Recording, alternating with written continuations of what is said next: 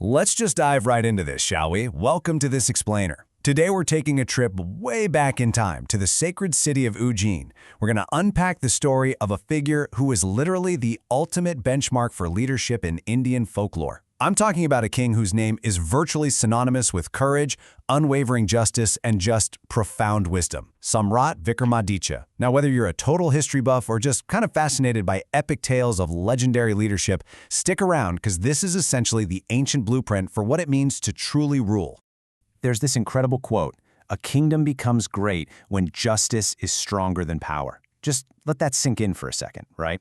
In a world where leadership is so often defined by just how much sheer force or influence someone can throw around, this exact philosophical principle is what transformed Vikramaditya from, just another historical ruler into a legendary, almost mythical ideal. It wasn't his capacity to conquer things that made him immortal in all these stories. It was his absolute, unbending commitment to fairness. Section 1. Rise of the King, Grounding the Myth. Because before we get into the sweeping epic tales of spirits and supernatural riddles, we kind of need to understand the foundation, right? Before the myth, there was a man, an actual, highly effective, and incredibly pragmatic administrator running the ancient region around Ujjain.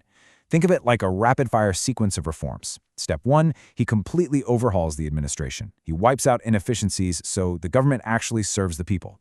Step 2, he actively protects traders, making the route safe, which immediately boosts the economy. Step 3, he throws heavy support behind farmers because, let's face it, agriculture is the absolute lifeblood of any ancient society. And finally, Step 4, he strengthens the army, not necessarily to go pick fights, but to secure the peace he had just built. He literally stabilized the entire region from the ground up. Section 2. The Golden Kingdom, an era of prosperity. And because of those incredibly smart, foundational steps we just talked about, the region didn't just survive, it thrived. It ushered in this era of unprecedented wealth. This is the anatomy of a truly flourishing society. But here's the thing, it wasn't just about hoarding gold. Sure, trade was flourishing everywhere, bringing in massive material wealth. But it's the other stuff that's so fascinating. There was a massive encouragement of learning and education alongside the construction of these grand, breathtaking temples. So Vikramaditya's Ujjain didn't just get rich, it grew culturally and intellectually deep. He perfectly balanced economic prosperity with spiritual and educational advancement. Section 3. The 9 Gems, the Intellectual Court. Now, physical wealth is one thing, obviously, but the truest measure of a great king? It's the visionary company he keeps. Vikramaditya absolutely knew that to build a lasting legacy, he needed the greatest minds of his era right there beside him. And he wasn't threatened by brilliant people, which is rare. He actively sought out historical heavyweights, guys like Kalidasa and Varhamahira. Listen, these aren't just names on a page. These are absolute titans of ancient Indian literature, astronomy, and mathematics.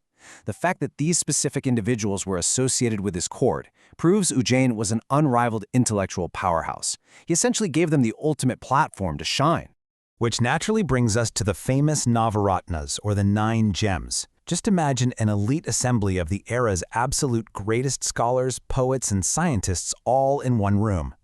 Their collective wisdom wasn't just sitting collecting dust in some library, it actively guided and elevated the ruler's reign. By patronizing such brilliant minds, Vikramaditya permanently cemented his kingdom's golden legacy in the Indian literary and scientific tradition. He was essentially crowdsourcing his wisdom from the absolute best of the best. Section 4. Legend of the Vetala. The ultimate moral test. Okay, so this is where our explainer pivots from historical competence into the captivating, totally mythological realm of a haunted cemetery in the dead of night. We are entering the realm of the Vetala Panchavimshati, the famous 25 Tales of the Phantom. It's here that the king faces his true defining tests. And I want to pose this question directly to you, just like the captured spirit, the Vetala, posed it to the king. How does a king solve a moral riddle where truth demands a heavy price? Because here is the wild catch in these legends. Every single time the king caught the spirit would tell him this complex story ending in a crazy moral dilemma.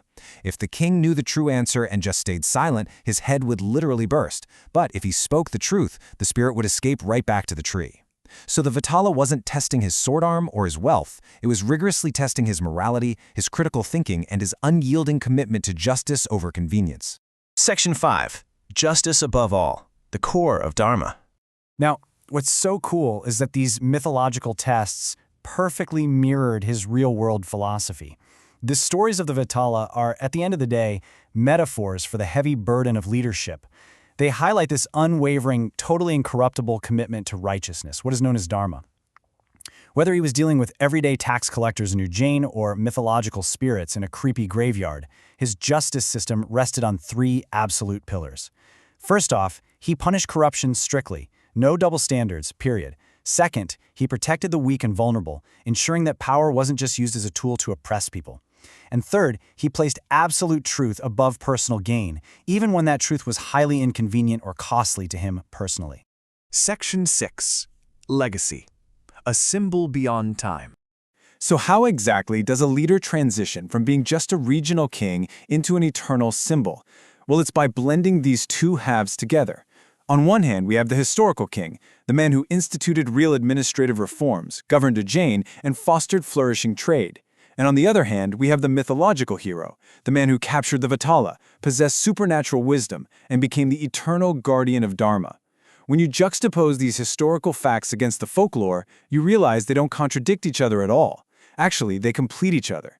They weave together to create the ultimate ideal of what a leader should really be. Which brings us to this wonderful summarizing quote from our sources. Whatever the origin, his stories continue to inspire generations with the ideals of justice, wisdom, and courage.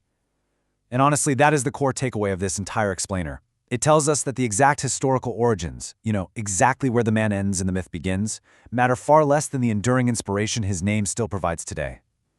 The legend of Vikramaditya is basically a mirror held up to every generation, showing us what we should demand of our leaders, and honestly, what we should demand of ourselves. Which leaves us with one final, pretty provocative question. Where do we find the Vikramadityas of today? As you go about your week, I challenge you to look for these timeless, dual qualities in the modern world.